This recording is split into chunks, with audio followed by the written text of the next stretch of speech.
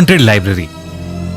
कोलकाता, स्वादिष्ट बंगाली मिठाई और उतनी ही मीठी बोली का शहर। वैसे तो कलकत्ता कई चीजों के लिए मशहूर है, पर वहां एक ऐसी जगह है जिसको इंडिया की सबसे हॉन्टेड जगहों में से एक माना जाता है। कोलकाता की नेशनल लाइब्रेरी ये इंडिया की सबसे बड़ी पब्लिक लाइब्रेरी है और इस लाइब्रेरी के अंदर ऐसी एंशिएंट और रेयर बुक्स का भंडार है जो शायद कहीं और नहीं मिलेंगी। इसीलिए ये लाइब्रेरी स्टूडेंट्स के बीच बहुत फेमस है।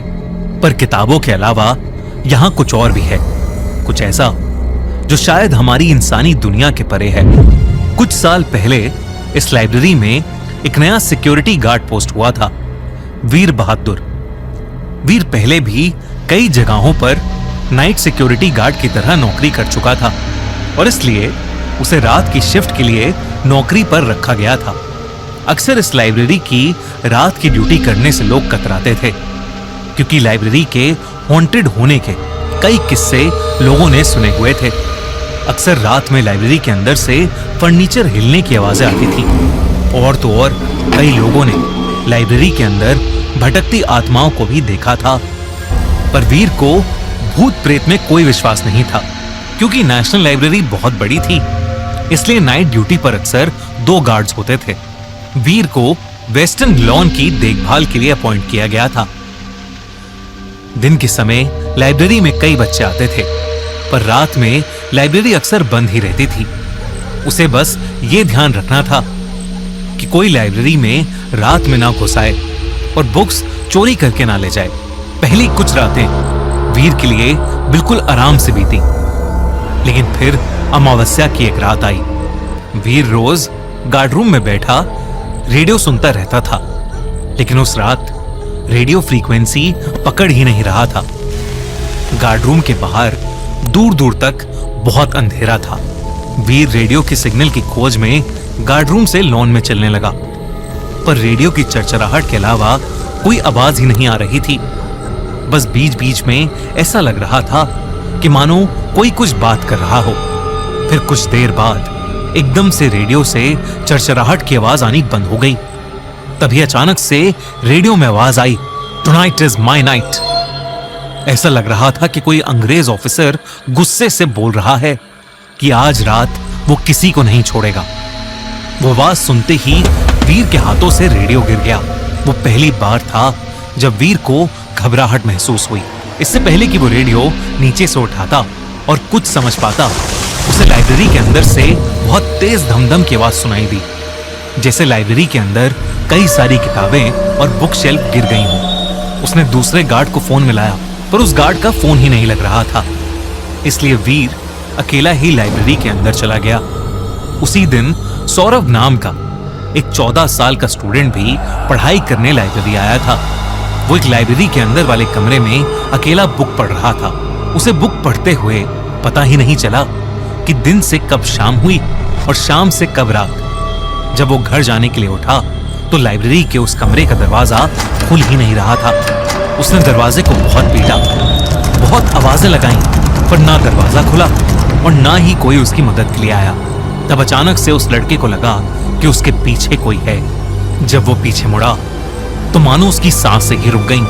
उसकी आंखों के सामने एक भयानक सी औरत हवा में उड़ रही थी। उस औरत का चेहरा बिगड़ा हुआ था और उसने एक सफेद रंग की ड्रेस पहनी थी। वो औरत सौरभ पर बिना ध्यान दिए बुकशेल्फ्स में किताबें अरेंज कर रही थी। उसे देखते ही सौरभ डर के मारे चिल्ला पड़ा और तब उस औरत ने सौरभ को देखा और एक बहुत डरावने ढंग से वो सौरभ पर गुर्राने लगी। डर के मारे सौरभ एक टेबल के नीचे छुप गया। वो औरत चुपचाप बुक्स लगाती रही और हर थोड़ी थोड़ी देर में टेबल के नीचे झांककर वो सौरभ को देखकर एक डरावने तरीके से मुस्कुराने लगती, मानो किसी भी सेकंड वो सौरभ की जान लेने को तैयार बैठी हो। सौरभ को बहुत ज्यादा डर लग रहा था, लेकिन तभी कमरे का दरवाजा खुला और सिक्योरिटी गार्ड वीर बहादुर अंदर आ गया। सौरभ वीर को देखते ही टेबल के नीचे से आया और वीर से लिपट गया। सौरभ का जोरों से रोना छूट गया।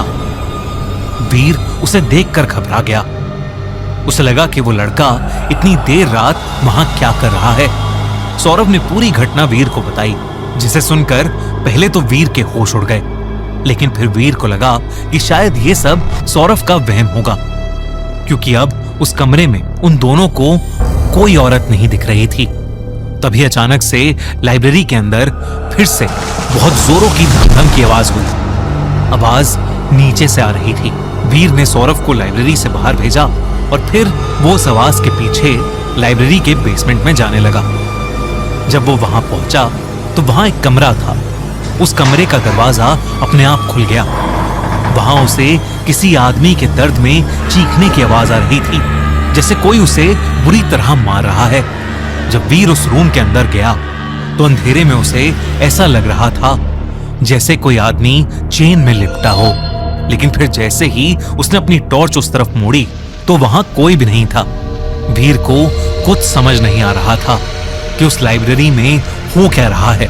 वापस गार्ड रूम जाते हुए वीर को दिखा कि लाइब्रेरी की लॉन्स के बीचों बीच एक पालकी रखी है, जो पहले नहीं थी। वो उस पालकी के पास गया। वो सदियों पुरानी पालकी लग रही थी। वीर ने पर्दे से देखा कि अंदर एक आदमी बैठा है।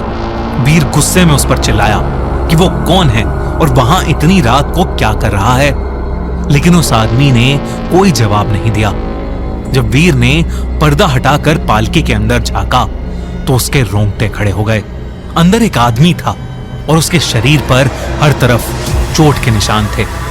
उस आदमी ने ब्रिटिशर्स के जमाने के कपड़े पहने हुए थे, पर सबसे ज्यादा भयानक बात यह थी कि वो आदमी ना जिंदा लग रहा था और ना ही मरा हुआ। उस आदमी ने वीर को गुस्से से घूरा और फिर वीर के देखते ही देखते उस आदमी का सर धड़ से अलग हो गया और वीर के कदमों में आ गिरा।